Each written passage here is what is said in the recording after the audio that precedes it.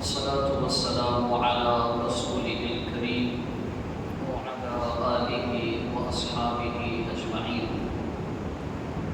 أعوذ بالله من الشيطان الرجيم. بسم الله الرحمن الرحيم.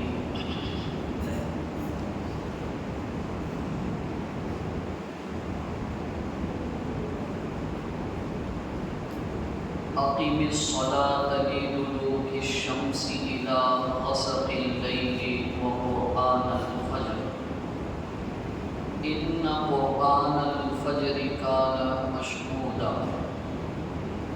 ومن الليل فتهجد به نافلة لك عسى أن يبعثك ربك مقاما محمودا وقل رب أدخلني مدخل صدق وأخرجني مخرج صدق واجعل لي من لدنك سلطانا نصيرا وقل جاء الحق وزهق الباطل إن الباطل كان زهوقا وننزل من القرآن ما هو شفاء ورحمة للمؤمنين ولا يزيد الظالمين إلا خسارا وإذا أنعمنا على الإنسان أعرض ونأى بجانبه وإذا مسه الشر كان يئوسا قل كل يعمل على شاكلته فربكم أعلم بمن هو أهدى سبيلا. سورہ بنی اسرائیل کی یہ آیت نمبر 78 سے لے کر 84 نمبر تک کی آیتیں ہیں اور رکوع نمبر 9 ہے یہ مکمل 15ویں پارے میں ہے. نماز قائم رکھیے سورج کے ڈھلنے کے بعد سے رات کا اندھیرا ہونے تک اور فجر کی نماز میں قرآن پڑھا کیجیے. یقیناً صبح میں قرآن پڑھنا فرشتوں کے حاضر ہونے کا وقت ہوتا ہے. رات کے اوقات میں تہجد کی نماز کے لیے کھڑے ہو جائیے. یہ آپ کے لیے نفل ہے یعنی زیادہ مرتبہ اور مقام والی نماز ہے. بہت ممکن ہے کہ آپ کا رب بہت قریب ہے کہ آپ کا رب آپ کو ایسے مقام پر کھڑا کرے گا جو بہت ہی زیادہ تعریف والا محمود کا مقام ہے. آپ دعا کرتے رہیے کہ اے میرے رب مجھے جہاں بھی داخل فرما وہاں سچائی کے ساتھ داخل فرما اور جب یہاں سے نکالنا ہو تو سچائی کے ساتھ مجھے نکال دے اور میرے لیے اپنی طرف سے خاص طاقت والی نصرت اور مدد کا انتظام فرما. آپ اعلان کر دیجئے کہ حق آ گیا, باطل کو جانا ہے اور باطل کبھی پنپ نہیں سکتا. بے شک باطل تو مٹنے ہی والا ہے. اور ہم نے ایمان والوں کے لیے قرآن نازل کر کے اس میں ایسی تاثیر رکھی ہے جس میں شفا ہے, تندرستی ہے اور بھرپور رحمت ہے. اب رہے ظالم لوگ تو ان کا نقصان تو بڑھتا ہی چلا جائے گا. اور جب انسان پر ہم انعام کرتے ہیں تو اس احسان سے منہ موڑ لیتا ہے اور کروٹ پھیر کر پہلو بدل لیتا ہے. اور جب اسے کوئی تکلیف پہنچتی ہے تو آس توڑ کر نا امید ہو جاتا ہے. آپ کہہ دیجئے کہ ہر ایک اپنے اپنے ڈھنگ اور طریقے سے اپنے اعمال کی شکل بنا رہا ہے. بس آپ کا رب ہی بہتر جانتا ہے کہ ہدایت کے لحاظ سے صحیح راستے پر کون ہے۔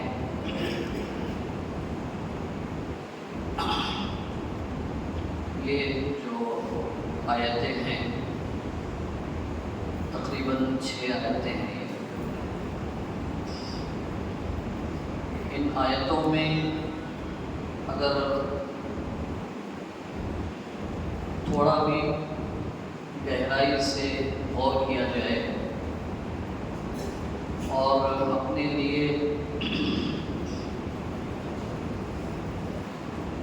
عمل کا راستہ اگر ڈھونڈا جائے تو بہت ساری باتیں ان آیتوں میں اللہ تعالیٰ نے بیان فرمائی ہے، جن باتوں کو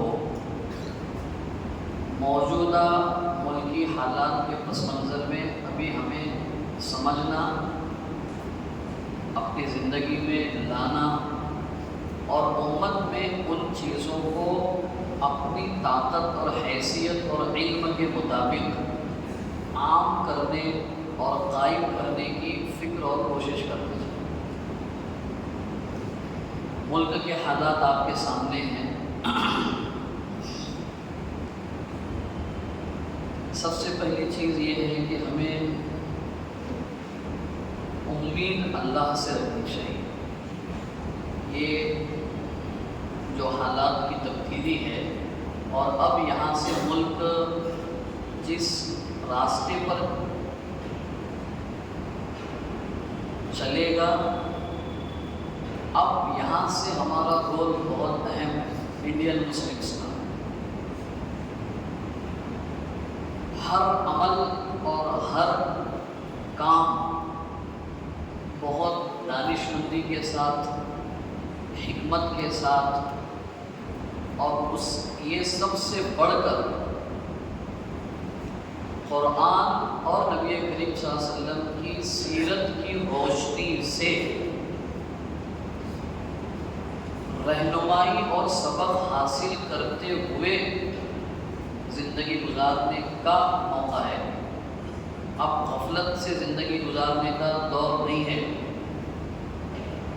جس طرح رسول اکرم صلی اللہ علیہ وسلم کو اللہ تعالیٰ نے، میں نے 2 جمعہ پہلے آپ کے سامنے بات رکھی تھی، پہلی وحی کے نازل ہونے کے بعد آپ گھبرا گئے، حضرت خدیجہ کے پاس چلے گئے، پکا کہ ذرا مجھے چادر اڑاؤ، مجھے بہت گھبراہٹ ہو رہی ہے۔ تو چادر اڑا دی تو آپ لیٹ گئے۔ تو وہ جب لیٹ گئے تو اسی سچویشن کو اللہ تعالیٰ نے یعنی پوائنٹ آف ریفرنس بنا کر کے یا ایھا المزمل، اور دوسرا ایک لفظ استعمال کیا اگلی وحی میں، یا ایھا المدثر، دونوں جگہوں پر لفظ قم کا لفظ آیا ہے۔ یا ایھا المزمل قم اللیل الا قلیلا، اے چادر اوڑھنے والے رات کے وقت کھڑے ہو جائیے۔ اور سورہ مدثر میں، مدثر کا ترجمہ بھی وہی، کمبل، چادر، کپڑا اوڑھنے والے، قم، کھڑے ہو جائیے، فانذر، اویئر کیجیے، لوگوں کو انفارم کیجیے، لوگوں کو بتائیے۔ تو یہ جو قوم کا جو لفظ ہے نا، یہ ٹوٹل اسٹرگل، سنگھرش اور جد و جہد کے لیے ایک سمبولک ورڈ ہے۔ قم، کھڑے ہو جائیے۔ وہی جملہ خصوصاً عموماً پوری دنیا میں مسلمانوں کے لیے موجودہ جن حالات سے عالم اسلام گزر رہا ہے، پوری دنیا کی بات ہے، وہ فلسطین کا معاملہ ہو، مڈل ایسٹ کے جو ممالک کی جو تبدیلیاں چل رہی ہے آج کل، ملک ہندوستان میں حالات نے جس طرف ابھی اپنا رخ لیا ہے، کروٹ لی ہے، یہ تمام حالات میں رسول اکرم صلی اللہ علیہ وسلم کے ذریعے سے اللہ تعالیٰ ہر کلمہ کو مومن، مسلمان، مرد، عورت کے لیے یہ جملہ کہہ رہے ہیں، قم، کھڑے ہو جاؤ، ہر ایک کے لیے۔ کھڑے ہو جاؤ، غفلت اور سستی بند، ختم کر دو، وقت کی بربادی اور وقت گزاری ختم کرو، پیسے کی فضول خرچی بند، وقت کی فضول خرچی بند، ایک دوسرے پہ تان تشنیع غیبت بہتان بند، خود غرضی بند، قم، کھڑے ہو جاؤ۔ اور ٹائٹل میں 2 باتیں بتائی اللہ کے رسول صلی اللہ علیہ وسلم کو پہلے، اور وہی بات آیت میں بھی اللہ تعالیٰ نے بیان فرمائی ہے، اللہ کے سامنے کھڑے ہو جائیں گے پہلے، یعنی پہلا کام اپنی ذات کو، اپنے ماتحت میں رہنے والے بیوی بچے رشتہ دار دوست احباب فرینڈ سرکل محلے کے لوگ، جتنا ہمارا انفلوئنس جتنے لوگوں پر ہے، ہمارا اثر جتنے لوگوں پر ہے، ان لوگوں پر اپنی ذات سے شروع کر کے اللہ سے اپنے تعلق کو مضبوط کرنے کی منصوبہ بندی کرو۔ اس کا ایک لفظ یہاں پہ اللہ تعالیٰ نے بیان فرمایا، نماز کا اہتمام کرو۔ یہاں سورج ڈھلنے سے لے کے رات کا اندھیرا ہونے تک، سورج ڈھلنے سے یعنی بیچ میں آ گیا، وہاں سے ڈھل گیا، ڈھلنے سے لے کے رات تک، ظہر عصر مغرب عشاء 4 نمازیں، وہ قرآن الفجر اور فجر کی نماز 5 نمازیں آ گئی۔ اقیم الصلاۃ، تو اللہ سے اپنا تعلق مضبوط کرنے کی منصوبہ بندی میں پہلا نقطہ، پہلا پوائنٹ، پہلا کام اپنے معاشرے اور سماج میں اپنی ذات سے شروع کر کے نماز کو ایک معروف شکل دو۔ ایسا نہیں ہونا چاہیے کہ اذان سن کر کوئی کلمہ گو بندہ بندی اپنے کسی کام میں مشغول ہو اور اذان ہو جائے اور پھر وہ اللہ کے گھر کی طرف یا اللہ کی عبادت نماز کی طرف نہ جائے، ایسا نہیں ہونا چاہیے۔ یہ پہلا کام ورلڈ وائڈ عالمی پیمانے پر ہر کلمہ کو، کلمہ پڑھنے والے مومن مرد عورت کے لیے پہلا کام ہے آج کے موجودہ حالات میں قرآن کی طرف سے۔ نماز کیا ہے؟ نماز کو بہت انڈر اسٹیمیٹ کیا ہے انہوں نے، بہت اس کے چھوٹے معنی سمجھے۔ فجر کی 2 رکعت فرض، ظہر کی 4 رکعت، عصر کی 4، مغرب کی 3، عشاء کی 4 فرض، دیٹس آل، اور کچھ نہیں۔ ہمارے ساتھیوں سے مرتبہ میں نے کہا کہ مسجد میں محرابوں پہ اور مختلف جگہوں پہ بہت ساری چیزیں لکھی رہتی ہے۔ ایک چیز لازمی طور پہ ہر مسجد میں، ہر گھر میں ہونی چاہیے۔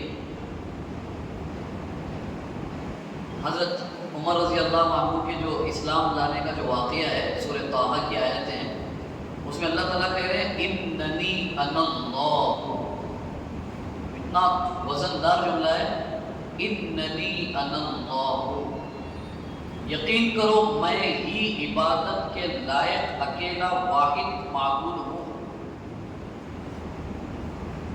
فاعبدنی، میری ہی عبادت کرنا، وَأَقِمِ الصَّلَاةَ لِذِكْرِي، یہ میں کہہ رہا تھا، اقیم الصلاۃ لذکری، مجھے یاد رکھنے کے لیے نماز پڑھو،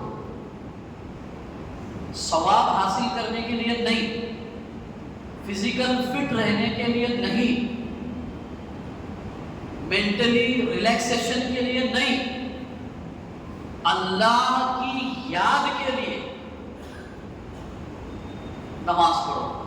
تو نماز کا اصل مقصد یہ ہے کہ نماز پڑھنے کے بعد نماز پڑھنے والا اللہ کو ریممبر کرے، اللہ کو ڈسکور کرے، اللہ کو جانے، اللہ کو یاد رکھے اگلی نماز تک۔ یہ ہے اصل نماز کا مین مقصد۔ اگر نماز، معاف کریں، اگر نماز پڑھ کے بھی اگر ہم اللہ سے غافل ہے تو اس سے بڑی اللہ کے دربار کی بے ادبی اور توہین کوئی نہیں کہ ہم اللہ کے دربار میں آئیں اور اللہ ہی سے غافل ہیں۔ نماز پڑھ رہے ہیں یعنی اللہ اکبر کہہ رہے ہیں اور اللہ کی کبریائی کیا ہے وہی پتہ نہیں ہے، اپنی کبریائی کے جھنڈے گاڑ رہے ہیں، اپنی بڑائی کے چرچے کر رہے ہیں، باہر انسانوں کی بڑائی کے چرچے کر رہے ہیں، جماعتوں، تنظیموں، پارٹیوں کی بڑائی کے چرچے کر رہے ہیں۔ کب؟ مسجد سے نکلنے سے پہلے۔ اس کا مطلب یہ ہے کہ ہم نے اللہ کے گھر کی اور نعوذ باللہ اللہ کے ذات کی بے ادبی کی نماز پڑھ کر۔ تو ایک تو یہ چیز مسلمانوں کے لیے ضروری ہے کہ وہ اللہ کی بڑائی میں جیے، کسی کی بڑائی نہیں، اور یہی توحید کا مقصد ہے اور یہی لا الہ الا اللہ کے پہلے جملے کا تقاضا ہے۔ صرف لا الہ الا اللہ محمد رسول اللہ پڑھنے سے کوئی بندہ جنت میں جانے کے قابل اور لائق نہیں بنتا ہے، اسے تمام بڑائی کو انکار کر کے لا، یہ جو اللہ اکبر جو کہہ رہے ہیں نا، اس کے آگے عربی ایک لفظ ہے جو سائلنٹ ہے، اللہ اکبر من کل شیء۔ اللہ تعالی بڑا ہے ہر چیز، ہر طاقت، ہر انسان، ہر جگہ سے، لیکن وہ بڑائی کو ہم لوگ ڈسکور نہیں کر پا رہے ہیں، اس لیے انسانوں کی، جماعتوں کی، پارٹیوں کی، لوگوں کی بڑائی میں جیتے ہیں، اللہ کی بڑائی میں نہیں جیتے۔ اللہ کی بڑائی میں جینا ہے، اور اللہ تعالیٰ نے یہ جو حالات جو تبدیل ہوئے نا، اللہ نے بتا دیا کہ ہمیں فخر پسند نہیں ہے، ہمیں تکبر پسند نہیں ہے۔ صحیح بخاری کی روایت ہے، الکبریاء ردائی، بڑائی اور کبریائی وہ میری چادر ہے، جو اس میں ٹانگ ڈالنے کی کوشش کرے گا اس کی ٹانگ پکڑ کے اٹھا کے پھینک دیا جائے گا، کوئی بھی ہو۔ اور اسی لیے اہل علم نے لکھا ہے رولنگ سسٹم کے بارے میں، حکومت کے بارے میں، کہ حکومتیں اللہ تبارک و تعالیٰ کفر کے ساتھ میں چلا دیتے ہیں۔ حکومت جو ہوتی ہے نا، یعنی کفر کے ساتھ اگر حکومت کوئی کر رہا ہے تو اللہ تعالیٰ اس کو موقع دیتے ہیں، لیکن تکبر کے ساتھ اور ظلم کے ساتھ اللہ تبارک و تعالیٰ جو ہے حکومت کے لیے لمبی ٹائم اور لمبی زندگی نہیں رکھا ہے، کوئی بھی ہو، پھر وہ فرعون ہو، وہ نمرود ہو، وہ حامان ہو، وہ ابو جہل ہو، پھر پیچھے گزرے ہوئے مسولینی ہو، چاہے ہٹلر ہو، چاہے اور کچھ ہو، چاہے موجودہ دور کے انڈین پولیٹیشنز ہو، چاہے ہم اپنے گھر کے بڑے ہو، تکبر اور ظلم کو اللہ تبارک و تعالیٰ ہرگز پسند اور کنٹینیو نہیں کرتے۔ اللہ خود ظالم نہیں ہے، اور اللہ تعالیٰ کسی بندے کو کسی بندے پر، ہو سکتا ہے لوگوں کو ایسا سمجھ میں آئے کہ کم ظلم کیا ان لوگوں نے، وہ ان کی ایک لمٹ تھی جو اللہ نے اپنے علم میں لکھ دیا تھا، اب اس کو کراس کرنے کی طاقت کسی میں نہیں ہے، یہ اللہ نے بتا دیا۔ ہم مومنوں کے لیے، اللہ پر ایمان رکھنے والوں کے لیے ان حالات میں بجائے اترانے کے، میں نے کہا نا ہمارا تعلق اللہ سے مضبوط ہونا ہے۔ بہت سارے ملک کے مسلمانوں میں ایک عجیب طرح کی کیفیت ابھی ہے، ابھی یعنی یہ جو چار تاریخ سے پہلے مسلمانوں کی کیفیت الگ تھی، اور 4 تاریخ کے بعد مسلمانوں کی اسپیشل کیفیت الگ ہے۔ کیا کیفیت ہے؟ پہلی کی کیفیت یہ تھی کہ پتہ نہیں کیا ہو جائے گا، وہ کیفیت 4 سے پہلے، اور اب یہ ہے اب کچھ نہیں ہوگا۔ یہ پہلے کیا ہوگا وہ کیفیت بھی، اور اب کچھ نہیں، اب ٹھیک ٹھاک ہے، یہ کیفیت بھی۔ دونوں کیفیتیں اللہ سے غافل ہونے کی علامت ہے۔ اگر اللہ سے جڑے ہوتے تو کہہ دیتے جو ہوگا دیکھا جائے گا، اور آج کہتے یہ لوگوں کے ہارنے یا جیتنے سے کوئی ہماری تقدیر بننے سنورنے والی نہیں ہے، جو کچھ کرے گا اللہ کرے گا، جو کیا اللہ نے کیا، جو آگے کرے گا اللہ کرے گا۔ لہذا ہمیں اللہ کی ذات سے اپنے آپ کو مضبوطی کے ساتھ جوڑتے ہوئے اپنی انٹرنل ڈیولپمنٹ کے لیے اسباب کے طور پر منصوبہ بندی کرنی چاہیے۔ یہ ہماری حالت ہوتی۔ علامہ اقبال نے کہا نا، وہ یعنی عمل سے فارغ ہو گیا مسلمان اور چاہتا ہے کہ اللہ تعالیٰ اس کے حق میں فیصلہ کرے، عمل کچھ نہیں کرے گا، وہ اسٹرگل کچھ نہیں کرے گا، محنت کچھ نہیں کرے گا، اور امید اللہ سے رکھتا ہے کہ اللہ تعالیٰ ہمیں ملک کی بادشاہت عطا فرمائے، ملک کی سلطنت عطا فرمائے، عزت و شرافت کے بڑے بنا پہ ہمیں اللہ تعالیٰ کھڑا کر دے۔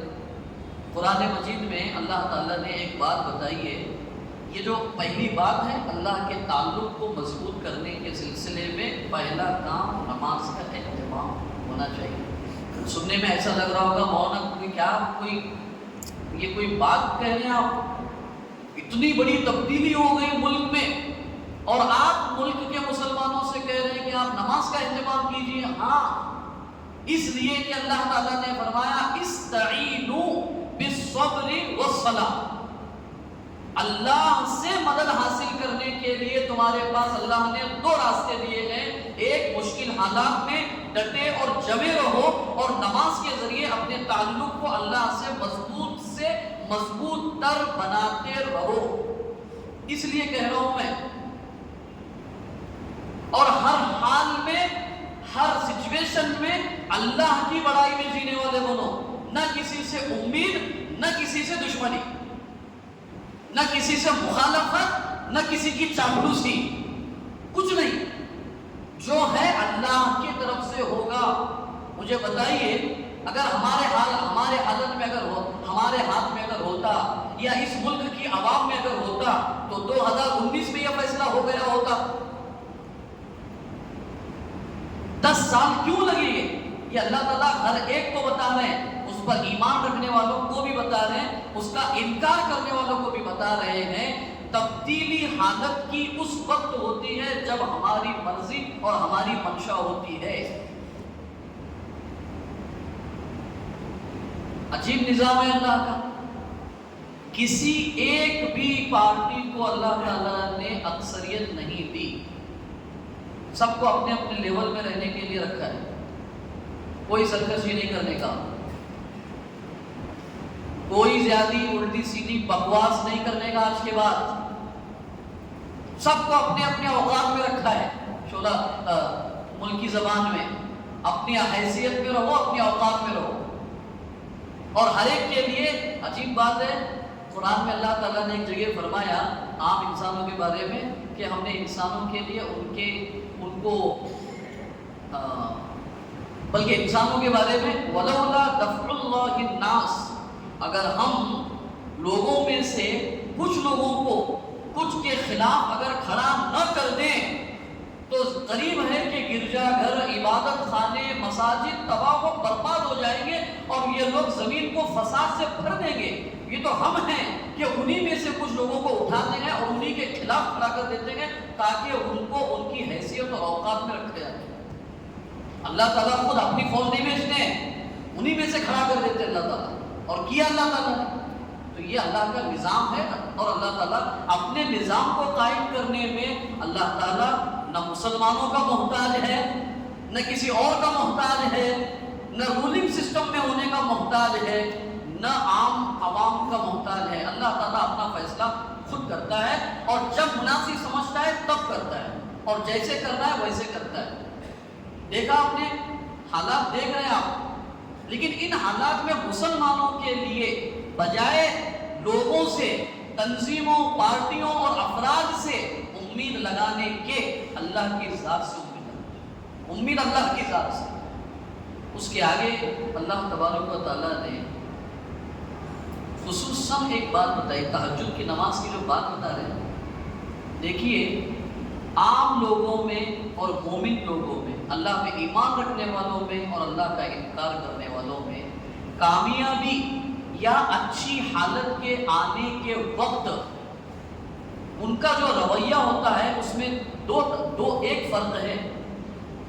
اللہ کے نیک بندے حالات ان کے موافق آنے پر اللہ کے شکر میں اپنی جبین نیاز اللہ کے سامنے جھکا لیتے ہیں، اور سرکش لوگ، اللہ کے نافرمان لوگ حالات اپنے موافق آنے پر ان حالات کا کریڈٹ اپنے آپ کو دیتے ہوئے تکبر اور سرکشی کا مظاہرہ کرنے لگتے ہیں۔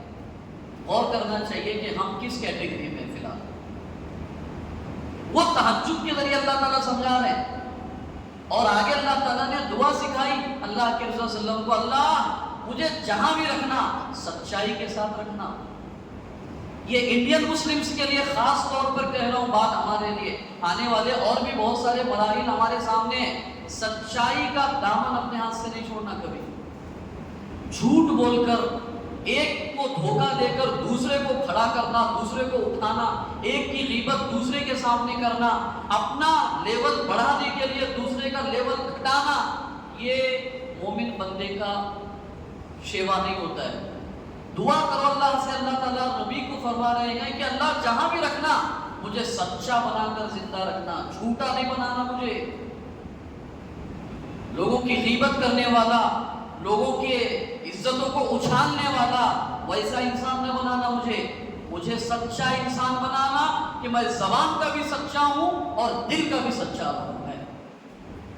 ربی ادخلنی مدخل صدق، یہ صدق میری زبان پر بھی جاری فرمانا اور میرے دل میں بھی اس سچائی کو پیوست فرمانا، یہ دوسرا کام۔ یعنی کیا مطلب دوسرا کام؟ اپنے کردار اور اپنے رویے اور اپنی بیہیویئر کو تبدیل کرنا ہوگا، اپنے کاروبار کو امانت داری اور لوگوں کی خیر خواہی پر قائم کرنا پڑے گا، لوگوں کے ساتھ معاملات کرنے میں ان کی خیر خواہی کو اپنی زندگی کا مقصد بنانا ہوگا، تو انشاءاللہ اللہ تبارک و تعالیٰ مزید بہتری ہمارے حق میں نازل کریں گے۔ اور خدا نخواستہ اگر ہم نے اللہ کے بجائے لوگوں سے امیدیں باندھی، تنظیموں، جماعتوں، پارٹیوں سے امیدیں باندھی، یہ بھلا کریں گے ابھی ہمارا، یہ ہمارے حق کے صحیح فیصلے کریں گے، اللہ سے غافل ہو کر ان لوگوں سے اگر امیدیں کی تو اللہ تعالیٰ نے جتنا اب پچھلے حالات میں ہمیں گرایا تھا اس سے زیادہ نیچے آنے والے بدلے ہوئے لوگوں کے ذریعے سے اللہ تعالیٰ ذلیل کرے گا ہمیں، جن سے ہم نے خیر کی امید رکھی انہی کے ذریعے سے اللہ تبارک و تعالیٰ ہمارے لیے ذلت کے فیصلے کریں گے، وہ اللہ کا نظام۔ تو ہمیں اللہ کی ذات سے غافل نہیں ہونا چاہیے، اپنے کردار کو بہتر بنانا چاہیے۔ ایک اصول بتا دیا اللہ تعالیٰ نے، حق اور باطل جب ٹکراتا ہے، حق اور باطل جب ٹکراتا ہے تو یہ نیچرل لا ہے، یہ نیچر لا ہے یہ کہ سچائی اور حقیقت ہمیشہ، وہ ہندی کی کہاوت بہت سارے ابھی لیڈرز بھی بول رہے ہیں، چینل پہ بھی بول رہے ہیں، وہ کیا ابھی ذہن سے میرے بھی نکل گیا کہ اس کا مفہوم یہ ہے کہ سچ جو ہے وہ پریشان ہوتا ہے، بولتے ہیں وہ ہارتا نہیں ہے، پتہ نہیں پراجت نہیں ہوتا ہے۔ یہ حقیقت اللہ تعالیٰ کہہ رہے ہیں، حق کا جو حق کے ساتھ میں جو لوگ ہیں ان کو یہ غلط فہمی میں نہیں رہنا چاہیے کہ ہم تو حق پر ہونے کے باوجود مظلوم ہیں، نہیں نہیں نہیں، حق کچھ دیر کے لیے ہو سکتا ہے مظلوم ہو، لیکن وَقَانَ حَقًّا عَلَيْنَا نَصْرُ الْمُؤْمِنِينَ، مومنوں اور حق کی مدد کرنا ہم نے اپنے اوپر لازم قرار دیا ہے، یہ اللہ کا وعدہ ہے، کمٹمنٹ ہے اللہ تعالیٰ کا۔ اب ہماری بات ہے کہ ہم حق کی طرف سے ہے یا چند مفادات کے ساتھ، چند مفادات کی وجہ سے باطل کے ساتھ اپنے ایمان و اخلاق اور کردار اور عقیدے کا سودا کرتے ہیں، یا ہر حال میں حق کے ساتھ میں رہتے ہیں، وہ امتحان ہمارا ہے۔ اللہ کا کمٹمنٹ یہ ہے کہ حق کے لیے ہی ہماری مدد ہوگی، چاہے کچھ تاخیر ہو۔ اللہ تعالیٰ نے انسان کا آخری ایک جملہ بتایا ہے اسی آیت کے آخری حصے میں انسان کا معاملہ یہ ہے. اچھا، یہ جو حالات بتانے کے بعد تیسری بات اللہ نے بیان فرمائی، قرآن کو ہم نے شفا اور رحمت بنایا. یہ بہت بڑی بات ہے. شفا بنایا تعویذ لکھ کر دینے کے لیے، کچھ بھوت پریت ہو تو کچھ صورتیں پڑھ کر دم کرنے کے لیے، کسی کی نزا کی حالت میں اس کی جان نہیں نکل رہی ہے تو اس کے سامنے یاسین پڑھنے کے لیے. کس لیے شفا؟ شفا اس لیے کہ جب تم حالات کو دیکھ کر، ظاہری حالات کو دیکھ کر نا امید ہو جاؤ تو نا امیدی کی شفا امید کی شکل میں تمہارے قلب و جگر میں پیدا کرنے کی صلاحیت واحد اللہ کی کتاب میں رکھی ہے. جب تم کو لگتا ہے کہ ہم بالکل ہیلپ لیس ہو گئے، ہم لوگ بالکل ہوپ لیس ہو گئے، نا امید ہو گئے، اس وقت امید کا سبق، امید کا پیغام دینے والی ایک کتاب ہے، وہ اللہ کی کتاب قرآن مجید ہے. تمہارے کبر اور غرور کا علاج کرنے والی کتاب قرآن ہے. تمہارے فخر کا علاج کرنے والی کتاب قرآن ہے. تمہاری بد نظری کا علاج کرنے والی کتاب قرآن ہے. تمہارے دل میں کینہ کپٹ کو دھونے کے لیے کافی اللہ کی کتاب ہے. اگرچہ آپ نے اس کتاب کو، آپ نے اس کتاب کو اپنی زندگی اور اپنے دل و دماغ کی شفا کی نیت سے اگر پڑھا، سمجھا، تو یہ کتاب ہمارے لیے ہر حال میں مادی بیماریوں سے بھی اور روحانی بیماریوں سے بھی علاج اور شفا کی طاقت اور صلاحیت رکھتی ہے. یہ اللہ کا وعدہ ہے. رحمت ہے. رحمت یہ ہے کہ تم کیسی ہی سچویشن میں ہو، کیسی ہی کرٹیکل سچویشن ہو، ذہن میں ایسی حالت پیدا ہو گئی ہو کہ اب کوئی راستہ ہے ہی نہیں، کتاب کی طرف متوجہ ہو جاؤ. وہ کتاب تمہارے دل و دماغ پر پہلے اللہ کی رحمت نازل کرے گی. آپ نے نہیں سنا وَإِذَا قُرِئَ الْقُرْآنُ، وَإِذَا قُرِئَ الْقُرْآنُ، جب قرآن پڑھا جائے فَاسْتَمِعُوا لَهُ وَأَنصِتُوا، جب قرآن پڑھا جائے تو دو کام کرنا، ہر طرف سے کٹ کر توجہ سے سنو اس کو اور خاموش رہو. کیا ہوگا؟ لَعَلَّكُمْ تُرْحَمُونَ، اللہ کی رحمت پہ تمہارے اوپر اللہ کی رحمت چھا جائے گی، اللہ کی رحمت تمہیں ڈھانپ لے گی. مجھے بتائیے، اگر قرآن سننے سے بندہ اللہ کی رحمت کا حقدار ہوتا ہے، کیا خیال ہے اس بندے کے بارے میں جو قرآن کو پڑھے، سمجھے، عمل کرے اور اس کو امت میں عام کرنے کی فکر میں لگا رہے؟ اس کے لیے اللہ کی طرف سے کیسی رحمت کا وعدہ ہوگا. لیکن ہم نے اپنے آپ کو اس طرف سے ہٹا لیا تو اللہ کی رحمت سے محروم ہو گئے.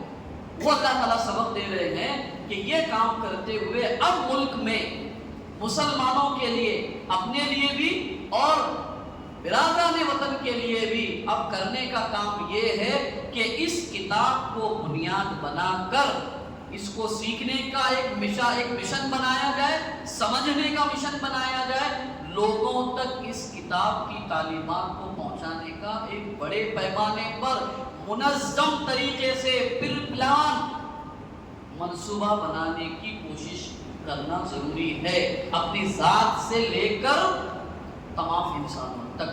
آخر میں اللہ تعالیٰ نے ایک بات بتائی، ہم جب لوگوں پہ انعام کرتے ہیں، حالات بدل دیتے ہیں تو لوگ، اللہ ہم سے، بندہ ہماری طرف سے پھر جاتا ہے، غافل ہو جاتا ہے ہم سے.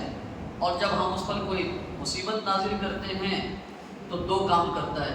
ایک تو نا امید ہو جاتا ہے اور کہتا ہے، سورہ فجر اٹھائیے، اللہ تعالیٰ کہتے ہیں جب ہم بندے کو آزماتے ہیں رزق کی تنگی سے تو کہتا ہے کہ ربی اہانن، میرے رب نے میری انسلٹ کی، میرے رب نے میری انسلٹ کی.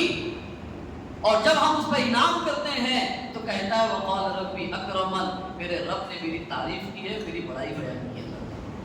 اللہ ہماری انسلٹ کرے گا؟ اچھا، ہماری انسلٹ کر کے اللہ کو کیا ملے گا؟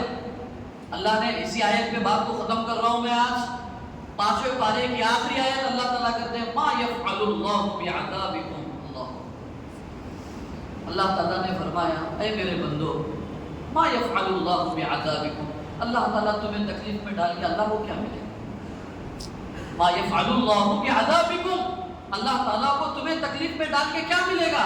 ان شکرتم و آمنتم، اگر تم اللہ کے شکر گزار بندے بنے رہے، اللہ کے سامنے سرکشی نہ کرتے رہے، تکبر کی زندگی نہ گزارو، تواضع، عاجزی، انکساری اور لوگوں کی خدمت کے ساتھ اللہ کی شکر گزاری کے ساتھ زندگی گزارو اور میری بڑائی دل میں اتار کر زندگی گزارو، تو میں تمہیں تکلیف میں ڈال کر مجھے کیا ملے گا؟ وَكَانَ اللَّهُ شَاكِرًا عَلِيمًا، یاد رکھو، دل کی تختی پر لکھ کر لے کر جاؤ، تمہارے ایک سبحان اللہ کی بھی تمہارے رب کو قدر ہے۔ تم ایک سبحان اللہ بھی کہتے ہو نا، تمہارا رب اس کو سبحان اللہ کو ایک بیج کی حیثیت سے جنت کی زمین پر بوتا ہے اور اس کی اس طرح نگرانی کرتا ہے جیسا تم کسان اپنے کھیت میں بوئے ہوئے بیج کی نگرانی کرتے ہو۔ وَقَالَ اللَّهُ شَاكِرًا عَلِيمًا، اللہ تعالیٰ تمہاری ہر حرکت سے باخبر بھی ہے اور تمہارے ہر نیک عمل کا قدردان بھی ہے۔ اللہ تعالیٰ ضرورت اس بات کی ہے کہ تم اللہ سے جڑ جاؤ اور دنیا میں کامیابی کے جو اوصاف اور جو کردار اللہ نے بیان فرمائے ہیں ان کو اپنے اندر اپناؤ اور اللہ تبارک و تعالیٰ سے نا امید نہ رہو، اللہ کی فرما برداری میں لگے رہو۔ دنیا میں بھی اللہ تعالیٰ کامیابی تمہارے قدموں میں ڈالے گا، آخرت میں بھی اللہ تعالیٰ پورے عزت و اکرام کے ساتھ تمہیں جنت کا داخلہ عطا فرمائے گا۔ اللہ پاک آپ کو مجھے کہی گئی باتوں پر عمل کرتے ہوئے قرآن و سنت کے مطابق اپنی زندگی اور امت کے لیے قرآن کی خدمت کے لیے اللہ تعالیٰ قبول فرمائے۔ وآخر دعوانا